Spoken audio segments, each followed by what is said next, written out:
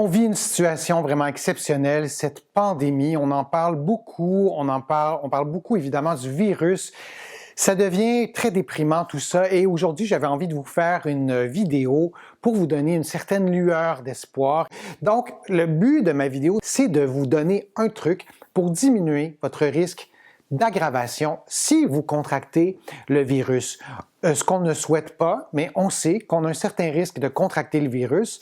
Il existe une façon de faire pour ne pas le contracter et pour aplatir cette courbe de contagion dont on nous parle beaucoup, c'est la distanciation physique. Je vous en ai déjà parlé dans une autre vidéo. J'aime pas le mot distanciation sociale parce que c'est mal définir la situation. On a besoin d'être en société. Il y a les réseaux sociaux. D'ailleurs, c'est un peu comme si on se parlait, vous et moi, mais on veut une distanciation physique. On veut garder une distance avec les autres et de faire ça, ça diminue et en fait, ça élimine complètement le risque de contracter le virus si on n'a pas d'autres contacts avec des êtres humains, des contacts physiques, j'entends.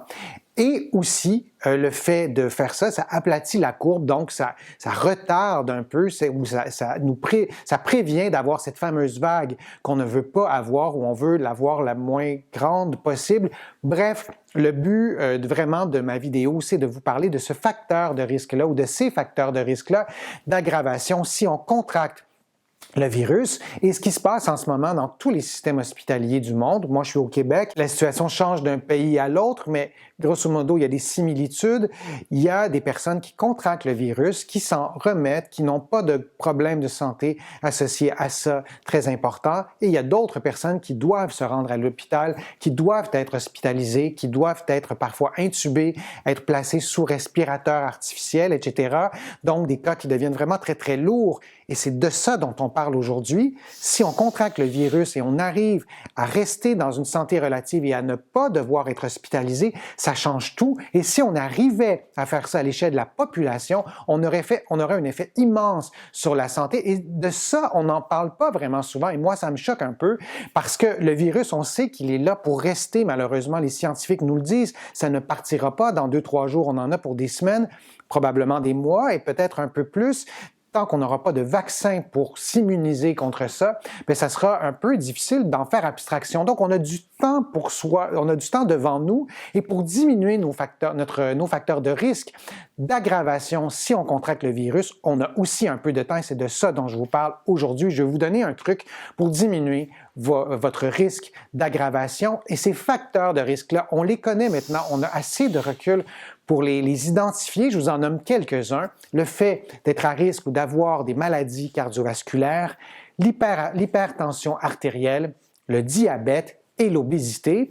Je mets entre parenthèses le fait d'être immunosupprimé, par exemple les gens qui ont eu des traitements récemment pour combattre un cancer. Ces personnes-là sont souvent immunosupprimées. Ce n'est pas le but de ma vidéo de parler de ce sujet-là, puisque ce n'est pas vraiment un facteur modifiable. Moi, je vais vous parler des facteurs modifiables, donc je vous en ai énuméré quelques-uns. Et la science sait que si vous améliorez vos capacités cardio-respiratoires, vous diminuez votre risque, notamment de maladies cardiovasculaires, votre risque d'hypertension artérielle, votre risque de diabète et d'obésité. C'est quand même pas rien et ça, on doit en parler beaucoup plus qu'en ce moment parce qu'on évacue presque de la discussion ces sujets-là. Bien sûr, il y a aussi l'urgence, on a peur d'avoir ce virus-là et on nous transmet aussi évidemment de très bonnes informations, mais attardons-nous aujourd'hui sur ces facteurs de risque-là et d'améliorer vos capacités cardio-respiratoires, ça les diminue.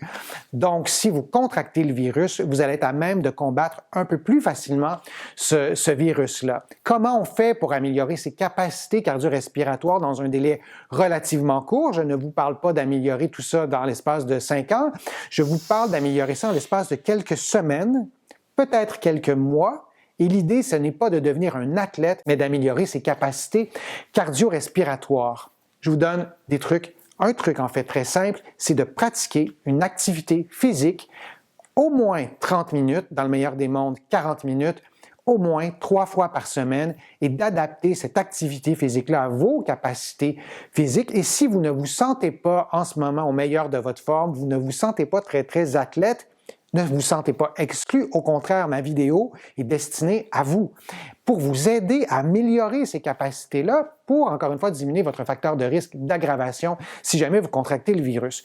Donc, concrètement, moi, je vous suggère d'aller marcher à l'intérieur ou à l'extérieur. Vous êtes peut-être confiné en ce moment. Et la clé, c'est de marcher à une intensité modérée. Donc, c'est de la marche à intensité modérée, c'est-à-dire que lorsque vous marchez, vous devez être capable de parler, mais vous devez être un peu essoufflé, vous devez avoir un peu chaud. Vous devez donc transpirer. C'est des indicateurs qui vous démontrent que vous êtes en train de faire une activité d'intensité modérée. Et le fait d'avoir une intensité donc un peu plus élevée que de marcher normalement à l'intérieur de votre maison, ça enclenche un paquet de réactions physiologiques et c'est absolument fantastique de voir comment le corps se transforme littéralement et même, oui, si vous ne vous sentez pas au meilleur de votre forme et vous allez avoir donc ces transformations-là dans votre corps, votre capacité d'utiliser l'oxygène, bon, il y en a plusieurs, ça va améliorer vos capacités cardio-respiratoires.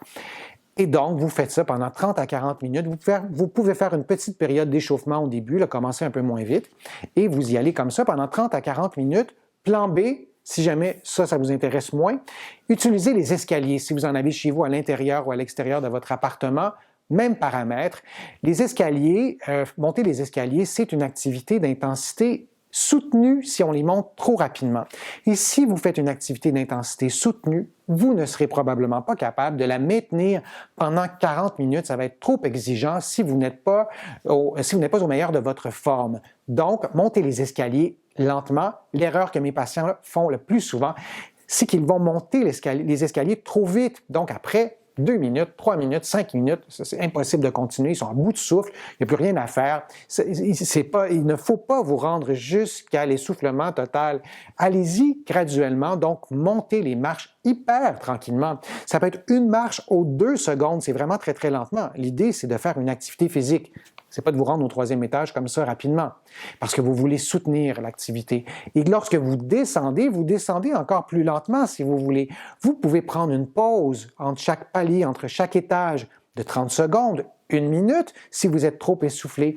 Dès que vous vous rendez compte que vous ne pouvez plus parler librement, c'est que vous avez monté les marches trop rapidement. Donc, vous devez intervenir avant d'être trop essoufflé. Et si vous êtes trop essoufflé, vous prenez une pause de 30 secondes, d'1 minute ou un peu plus et graduellement, vous allez pouvoir réduire le temps des pauses. Si vous montez les escaliers et votre difficulté, c'est que vous êtes très essoufflé et l'autre difficulté, vous sentez que vos cuisses, vos muscles n'arrivent pas à générer autant de puissance parce qu'il y a de la fatigue qui s'installe. Durant vos pauses, vous allez vous asseoir. Donc peut-être monter un palier, redescendre le même palier et vous asseoir pendant 30 secondes, 1 minute, 2 minutes.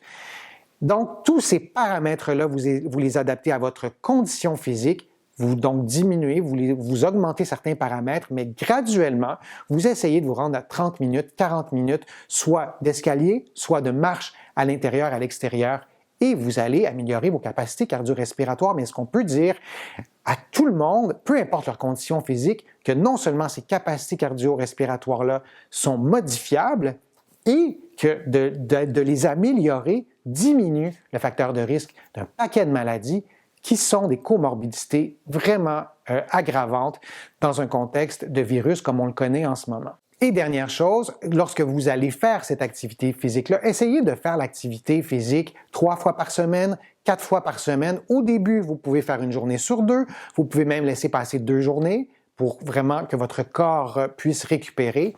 Et ça sera peut-être un peu plus facile. Et vous aurez aussi en bonus, et c'est important de vous le dire, le fait d'avoir des meilleures capacités cardio-respiratoires, vous allez probablement mieux dormir. De bouger plus, ça nous apaise, ça diminue le stress, ça atténue un petit peu, ça apaise aussi l'anxiété.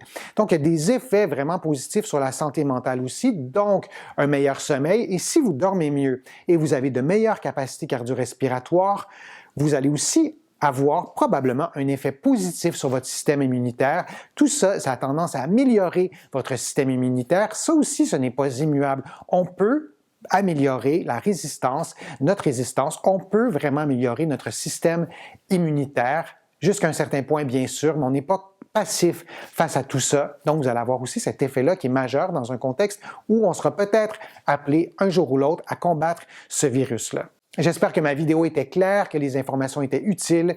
Si vous avez aimé ma vidéo, je vous invite à cliquer j'aime, à la partager sur les réseaux sociaux. Ça me donne plus de visibilité. Ça m'aide à produire de nouveaux contenus.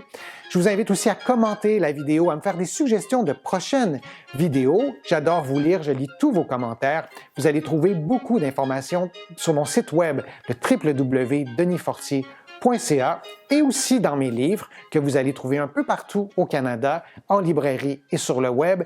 Et j'ai le privilège d'être publié à travers le monde, notamment en France, en librairie et sur le web.